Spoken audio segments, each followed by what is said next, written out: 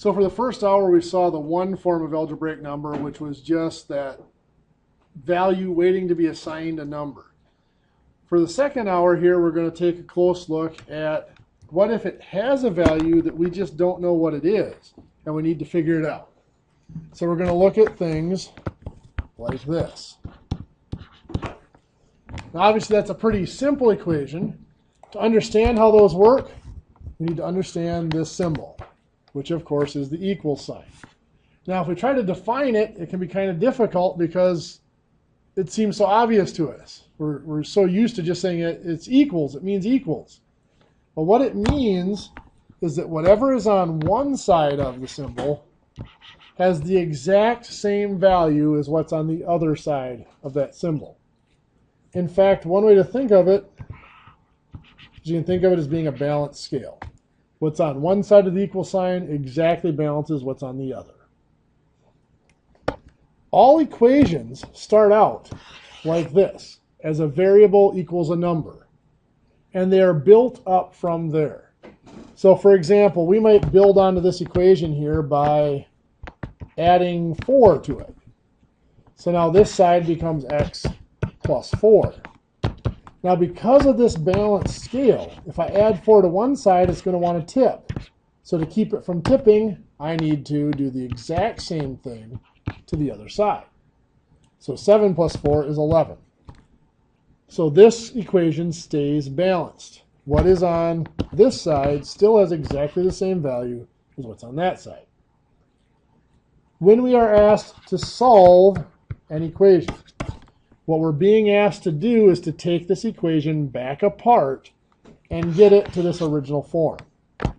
Well, this equation was built by adding 4, so to solve it, we would subtract 4. We're going to take it apart.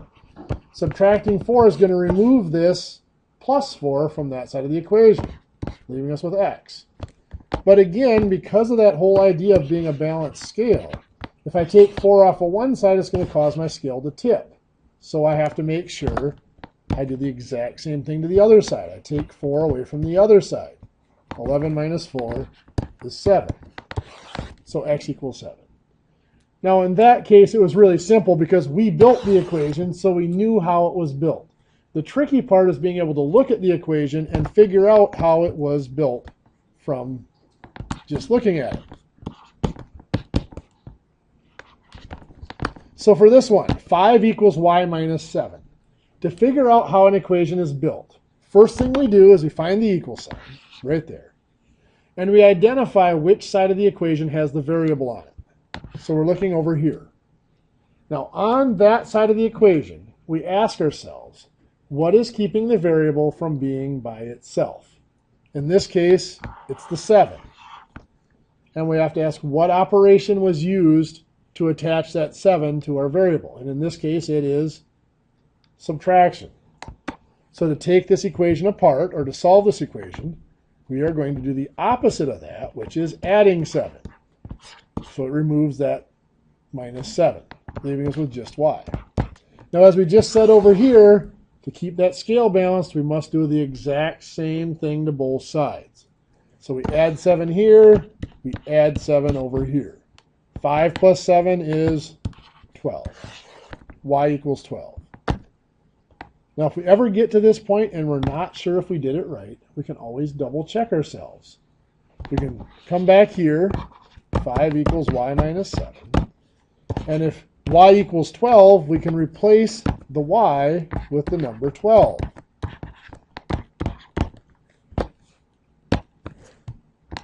Twelve minus 7 is 5, so we get the same value on each side. So y equals 12 is the solution to that equation. Now for this class, we're not going to spend a lot of time on those simple one-step equations like that. We're going to look at stuff that's a little more complex. We might look at 5x minus 3 equals 37. So for something like this, we have to figure out how it was built. Once again, we find the equal sign and we identify where the variable is. It's over on that left side. And once again, we have to ask, what is keeping the variable from being by itself. We have the 5 and we have the 3. What operation is attaching the 5 to the variable? It is multiply. Good. The 3 is subtracted. Now, according to our order of operations, we're looking at what's been done to that variable, what's been done to x. What happens first, multiplying or subtracting? Multiplying.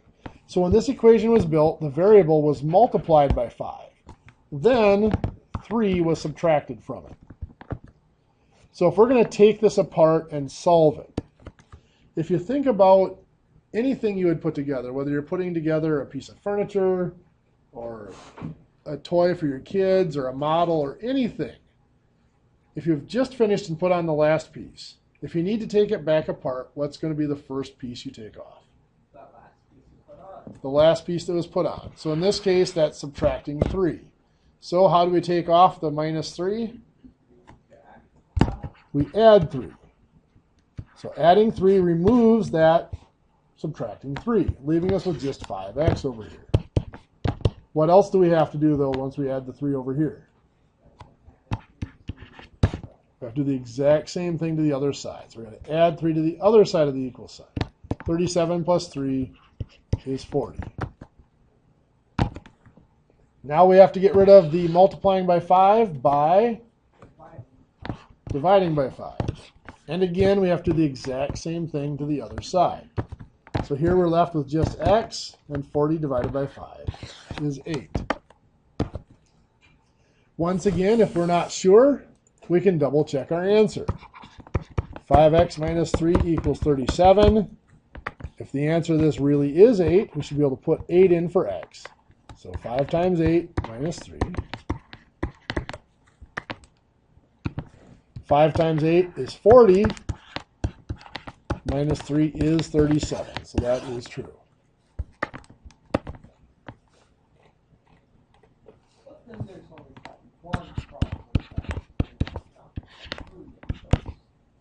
We'll get to that, Cody. Be patient. So for something like this, again, we look at how the equation was built. Now at this point, I'm not going to go through the steps of writing it out, that the variable was multiplied by 7 and 2 was added to it. At this point, I'm hoping that you can start to look at it and just pick apart what needs to be done to take it apart. What would be the first thing we would do to this? Subtract the 2. And of course, we have to subtract 2 from the other side. So 28 equals 7x. And then divide by 7 again on both sides. So x equals 4, or 4 equals x.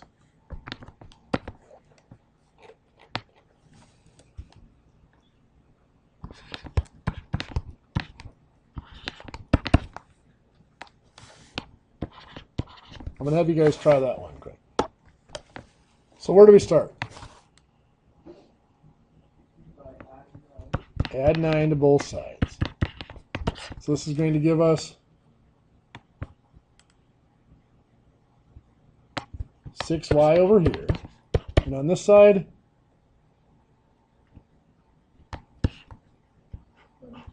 42. Good. Then what do we do?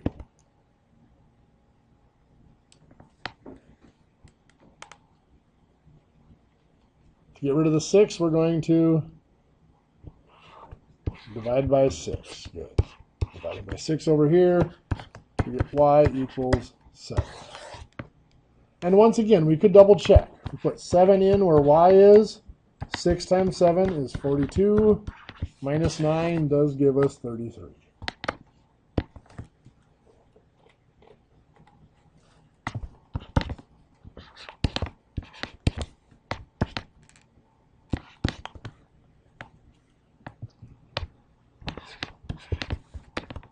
So just one more and then we'll move on. Talk me through this one.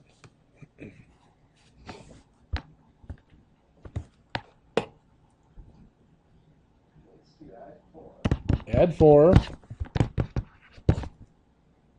So this is over here. What do we have? 30. Over here, 7z. Then what? Then Divide by 7. Okay, so this is just z, and this is, what is that? 4.2857143 approximately. Okay. Well, let's step it up a little bit.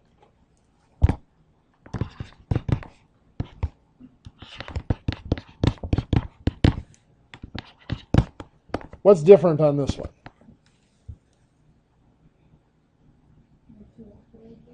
The variable appears twice. Yeah, when we find our equal sign and we go to locate the variable, we see that we have a 3x and a 4x. Fortunately, in this case, both of them are on the same side of the equal sign. If we're thinking in terms of that balanced scale, they're on the same side of the scale, which means we can just push them together into one big pile, and it won't change how our scale balances. So 3x and 4x make 7x. We still have the minus 2, and it equals 51. What do we do from there? Add 2, okay? So we get 7x equals 53, and then divide by 7, giving us that x equals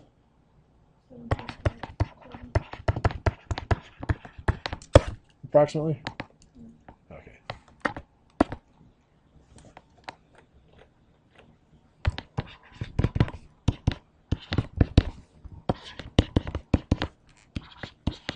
What's different with this one?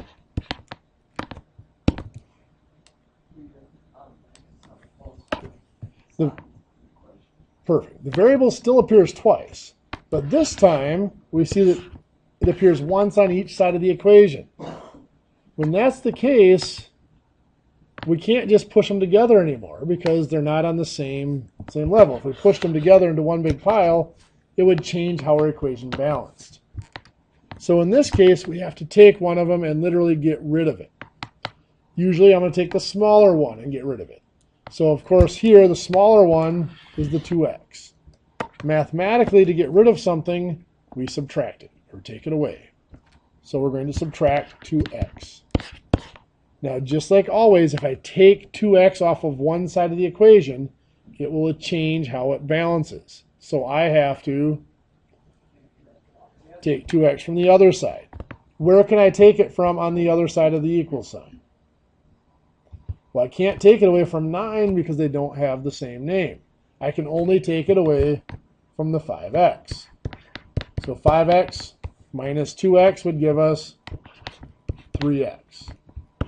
We still have the positive 9 equals, this is gone, so all we have over here is 36. Then what?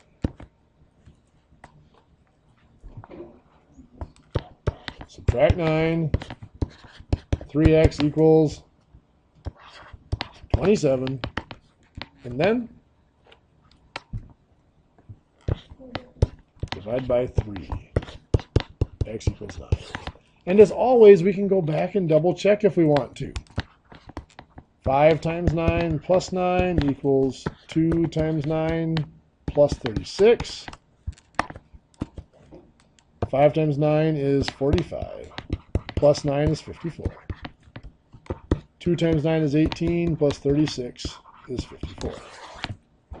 So we get the same value on each side. That works. That is a valid solution to that equation.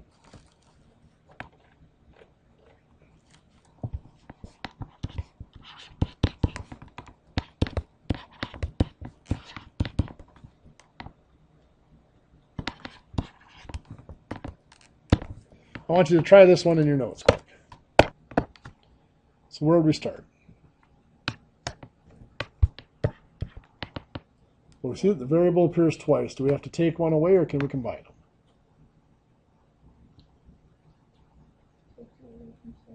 Okay, in this place we can combine them. We have the 7x and this is a negative 2x, which makes 5x.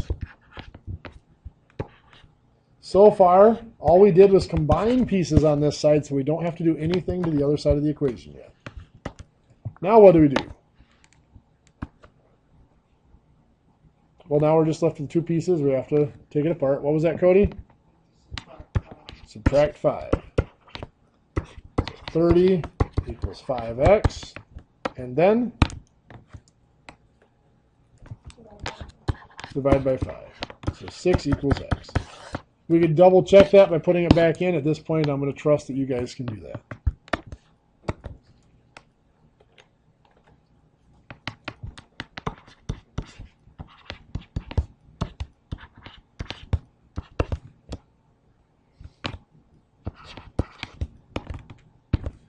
Okay, what's different about this one?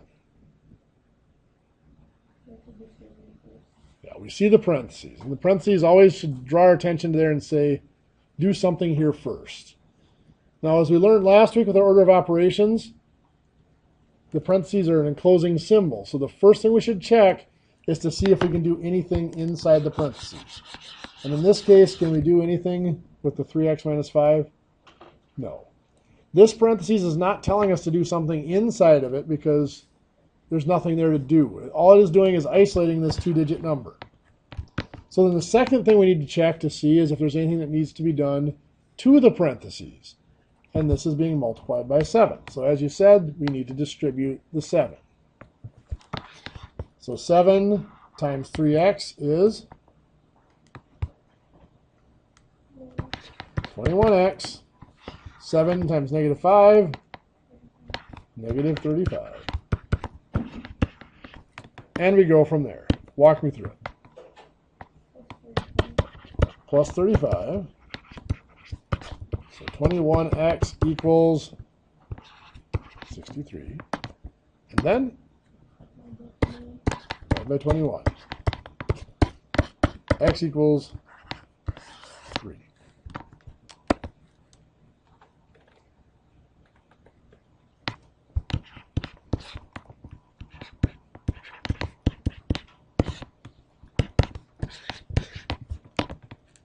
Give this one a shot quick in your notes. So where do we start? Start with the parentheses. Is there anything to do in the parentheses? Nope. So we have. Is there anything to do to the parentheses? Yes. Times the 4. Perfect. 4 times 7z is 28z. 4 times 1 is a positive 4. Perfect. So nothing happens to the 60 yet. And then subtract the 4. 56 equals 28z. And then divide by 28. So 2 equals z, or z equals 2.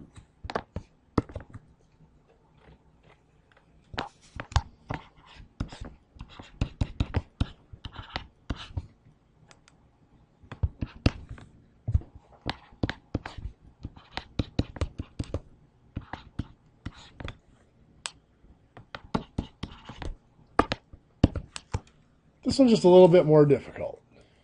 Where would I start? Okay. When we have these, when there's stuff that we can combine or simplify, we can treat each side of the equal sign as a separate problem. So we're going to start on the left side, and we're going to combine whatever we can here. And we're going to start with distributing the 5. So 5 times 7x, 35x, and 5 times negative 3, negative 15, equals, anything else we can combine over there, by the way, on the left? No, we're done. So on the right side, what can we do first?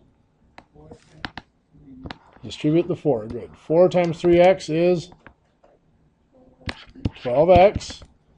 4 times 7, 28, plus 28. And we still have that plus 3. Are we done on the right side? Okay, we can combine the 28 and the 3. So we still have 12x. 28 and 3 make 31. Now what? Okay, so we have a variable on each side. We need to get rid of one. And we'll get rid of the smaller one, the 12x. I'm going to subtract 12x. Leaves me with 31 over here. Where do I take it from the left side? I take it from the 35x first, right? So 35x minus 12x is 23x. Now what? Add the 15. 23x equals 46. And then divide by 23. X equals 2.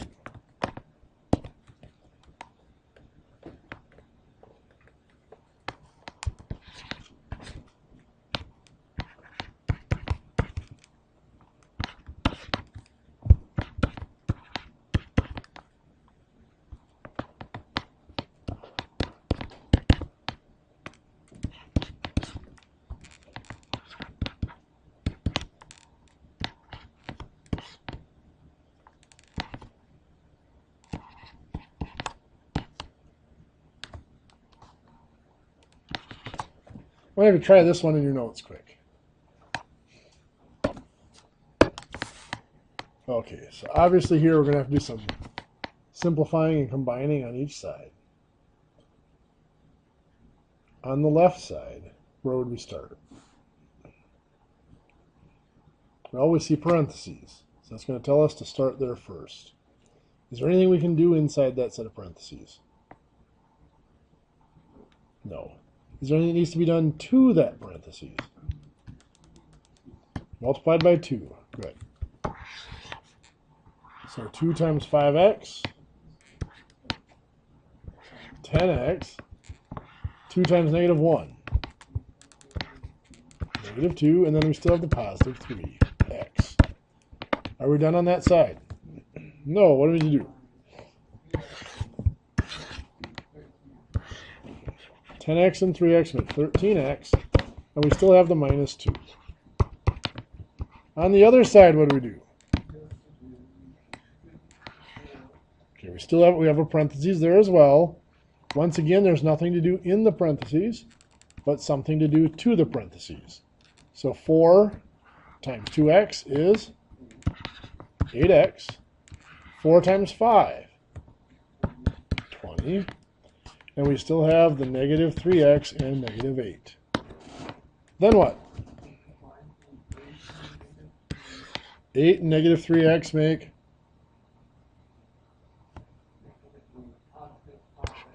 positive 5x. 20 and negative 8 make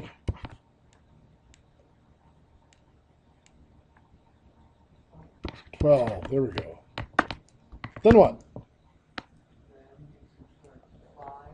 Subtract 5x, leaving us with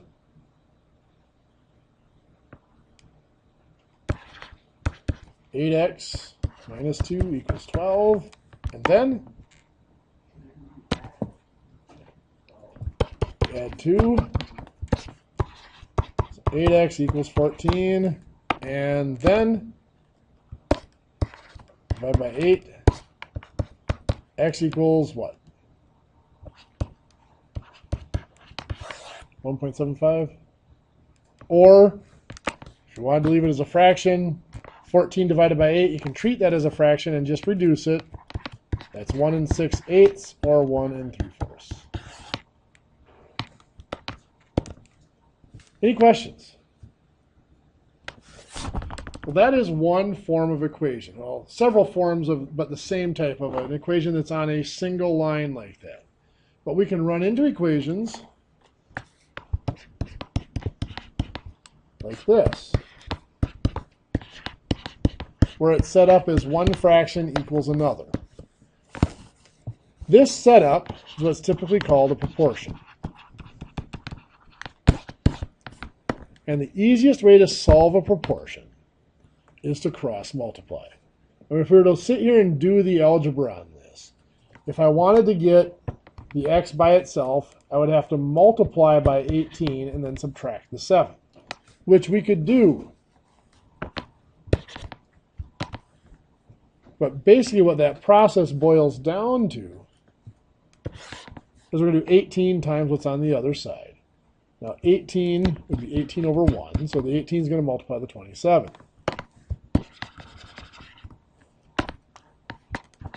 And then we multiply the other diagonal as well. And in a proportion, if those two fractions are equal, these two cross products, they're called, must also be equal. So if we look at this, in this direction we have 18 times 27. In the other direction, I'm going to put the 54 first. 54 times x plus 7. So now 18 times 27 is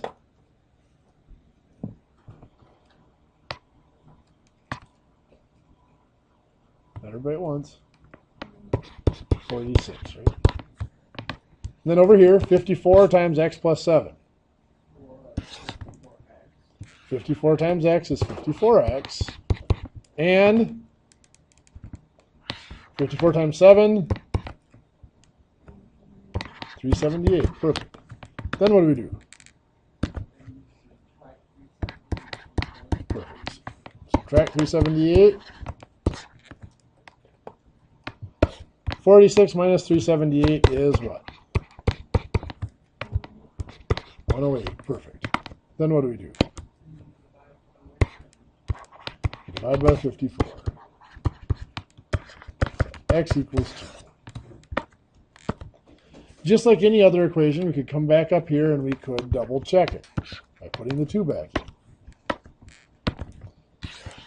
If x is 2, 2 plus 7 is 9/18. Does that equal 27/54? Well, both of those fractions would reduce to 1/2. So yes, it does.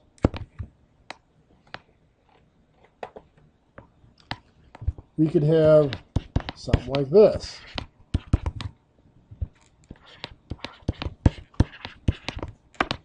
Same type of thing applies. We can cross multiply and set those products equal. So in this direction, we have 8 times 27.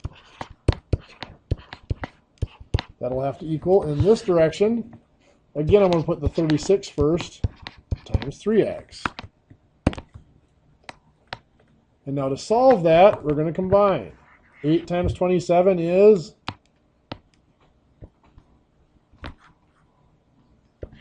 216. 36 times 3x is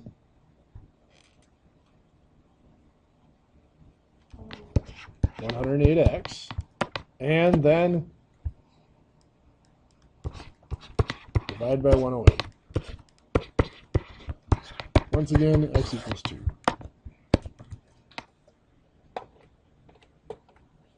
It can get a little more complicated.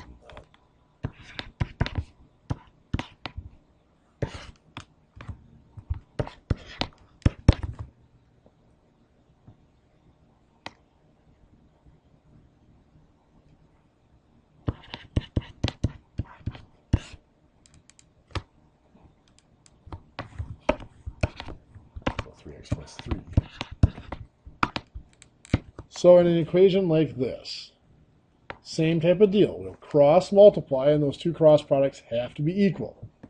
So going in this direction, we have 10 times 3x plus 3. That has to equal. In this direction, we'll have 20 times 2x minus 1. And now this looks like one of our other equations we've solved. Where do we start? 10 times 3x is 30x.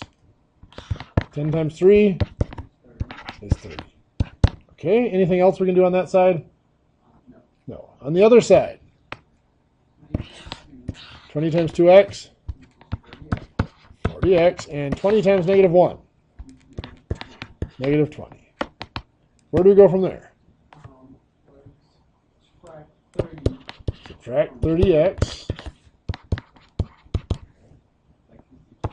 So we have 30 equals 10x minus 20. And then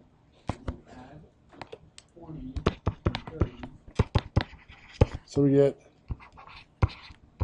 50 equals 10x Divide by 10. So x equals 5. Very good.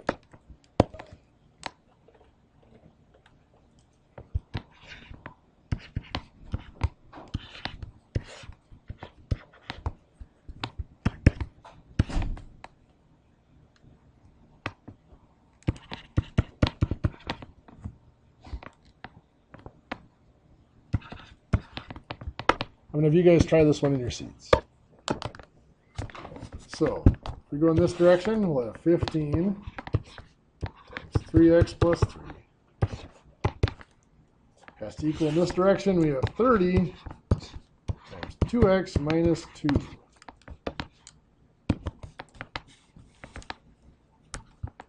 Dealing with the parentheses here, we're going to multiply by 5. 5 times 3x is 45x. 5 times 3 is positive 45. On the other side, 30 times 2x is 60x, and 30 times a negative 2 is a negative 60. From there, subtract 45x. 45 equals 15x minus 60. Add 60. 105 equals 15x. And we divide by 15. So 7 equals x. How many of you got 7 for x? Okay, good. Any questions on that? Okay. One of the other applications of our variables that we'll use is in a formula. For example, we're going to have formulas like interest equals principal times rate times time. So in this application, those variables are just holding a place, waiting for a number to be assigned to it. If we are told that the principal is $2,000, the rate is 0.02, and the time is 3 years. We can simply plug those numbers into the formula in place of the variables and perform our correct operations. So we might replace the P with 2,000 times, the R is going to get replaced with 0.02, and T will get replaced with 3. So 2,000 times 0.02, doing our order of operations, we're going to multiply left to right. That's going to give us 40. And times 3 is 120. So according to that formula, the interest would be $120. Now we might have a formula for straight line depreciation. Cost minus scrap over the useful life of an object, of an asset. So let's say we have a cost, or we're told that C is 30,000. We have a scrap value, or S is 2,000, and we have a life of 7 years. So to find out the annual depreciation, you're going to plug in those numbers. So 30,000 goes in for C, 2,000 in for S, and 7 in for L. And once again, it is order of operations. We have the fraction bar telling us we have to do everything on top first. So 30,000 minus 2,000 is 28,000. There's nothing to do on bottom, so we just have the 7. So we can divide that out. 28,000 divided by 7 is 4,000.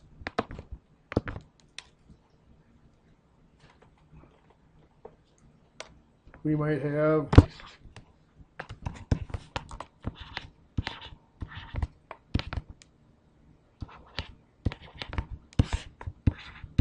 something like this, where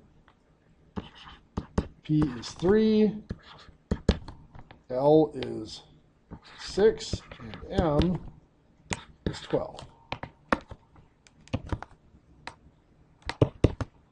We want to know what capital P is. We plug in 6 for L, 6 squared. 5m is going to become 5 times 12. 2p become 2 times 3. And now our order of operations takes over. What do we have to do first? Let's do the whole top of this first. And in the top of that, what do we need to do first? The exponent. 6 to the power of 2 is 36. And then what? So we're going to multiply left to right. 3 times 36 is 108.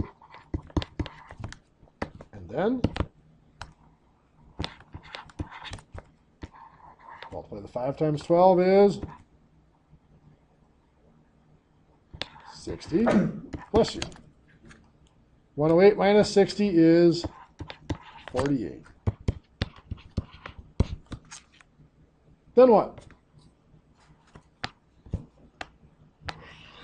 Well, the bottom of it, we have to do 2 times 3 is 6. And 48 divided by 6 is 8.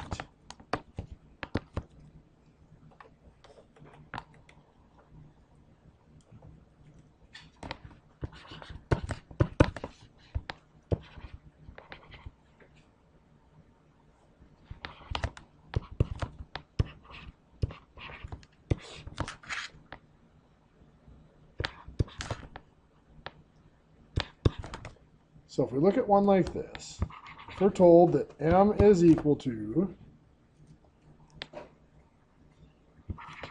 8, p is equal to 16, and x is equal to 2. In your notes, find out what f is. So somebody talk me through it. Where am I going to start?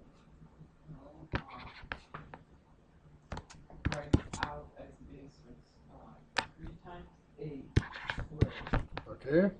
Plus 5 times 16. Okay. Over 4 times 16. Perfect. So I put each of these letters, each of these numbers in for the letter that they represent. Now that I've done that, it's a fraction bar, so I have to do the top first. What do I do first up there? 8 times 2. 8, not 8 times 2, but 8. 8 times 8. 8 times 8, or 8 squared, which is going to be 64. And then 3 minus 64. 3 times 64. Times. Yep. 192. Plus 5. Which is 5 times 16. 5 times 16 first, yep, is 80. Then 192 plus 80. So we add to get 272. Okay, and then what do we do?